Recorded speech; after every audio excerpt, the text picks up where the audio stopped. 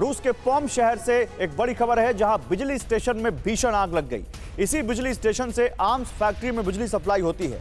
Multiple launch rocket और artillery shell जिस factory में बनते हैं, वहां पर इसी बिजली स्टेशन से सप्लाई होती है। यह धुआं देखकर आप अंदाजा लगाइए कितनी बड़ी आग है।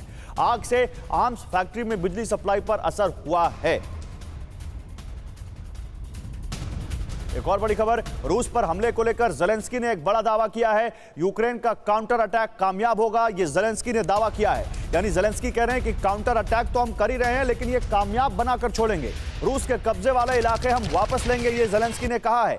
क्रीमिया को रूसी कब्जे से छुड़ाएंगे। यानी ये लड़ाई अब केवल यहां पर 2022 के हमले को लेकर नहीं हो रही है, ये लड़ाई 2014 को लेकर हो रही है, जहां क्रीमिया उनसे छिन गया था। और क्या ये ज़ेलेंस्की कर पाएंगे, ये बहुत बड़ा सवाल है। आइए बिग वॉल पर बात करते हैं इस बारे में। क्या कामयाब होगा यूक्रेन का काउंटर अटैक? जरा बिग वॉल पर आपको दिखाते हैं। यूक्रेन क्रीमिया के लिए रूसी फोर्स पर अटैक करेगा, यह रिपोर्ट ने कहा है। अगले 72 घंटे में क्रीमिया पर बड़ा हमला हो सकता है, यह एक रिपोर्ट कह रही है। ज़ेलेंस्की ने काउंटर अटैक के कामयाब होने का दावा किया। अमर की रिपोर्ट है यह, जिसमें यूक्रेनी अटैक फेल होने की आशंका जताई गई थी, लेकिन ज़ेलेंस्की कह रहे हैं कि हम कामयाब होंगे। अब एक यहां पर हम आपको जानकारी पश्चिमी देशों के डबल गेम से जुड़ी देना चाहते हैं। ये देखिए RT.com, जो रूस की एक मीडिया ऑर्गेनाइजेशन है, उसके हवाले से ये जानकारी है। यूक्रेन के 9 ब्रिगेड्स को हमले की खास ट्रेनिंग दे रहे हैं पश्चिमी देश। यूक्रेन की 3 ब्रिगेड्स को हमले के लिए अलग से तैयार किया जा रहा है। यूक्रेनी फोर्स को काउंटर अटैक के लिए चैलेंजर 2 और लेपर्ड 2 टैंक्स मिले हैं।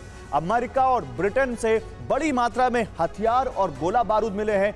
अब सवाल यह है कि पश्चिमी देश को काउंटर अटैक फेल होने का शक क्यों है? अगर यूक्रेनी फोर्स पर भरोसा नहीं, तो ट्रेनिंग और हथियार क्यों दे रहे हैं? क्या काउंटर अटैक के बाद रूस के और ज्यादा घातक हमले का डर इन देशों को सता रहा है? प्रोफेसर राजन कुमार, सवाल तो मैंने ऑलरेडी बता दिया यहां पर, आपके जवाब क्या इन सवालों पर?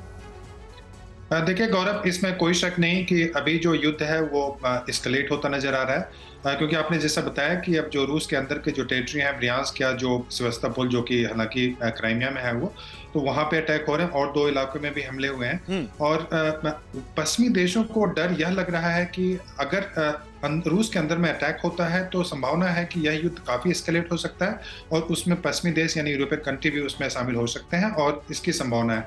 और यही नहीं, आखिर ऑब्जेक्टिव क्या है काउंटर ऑफेंसिव का? काउंटर ऑफेंसिव का ऑब्जेक्टिव यह है कि जो रूस के कब्जे में जो टेरिटरी है उसको छुड़ाया जाए या रूस में तबाही मचाई जाए। तो इस बात, और अगर रूस में तबाही मचती है तो उसके परिणाम काफी खतरनाक हो सकते हैं और रूस कीव पे अटैक कर सकता है या जो सिविलियन इलाका है उस पर अटैक करना शुरू कर सकता है। इसलिए पश्चिमी देश काफी सतर्क हैं, काफी सहमे हुए हैं और उनको लगता है गेम है। इस पर बात करेंगे अभी आपसे, लेकिन मैं जरा ये ब्रेकिंग दिखा दूं, उसके बाद आता हूं। वॉर जोन में दिखे हैं जर्मन युद्धक वाहन।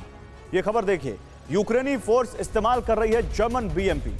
माइन से बचकर निकलती दिखी है यूक्रेनी फोर्स, और जर्मन BMP के जरिए वो काम उन्होंने किया। ये देखिए, यहाँ पे माइन्स बिछी हुई हैं और ये जर्मन BMP वहां पर पहुंचे हैं और उनके जरिए माइन से कैसे बचकर निकलती दिख रही है यूक्रेनी फोर्स, ये आप देख सकते हैं।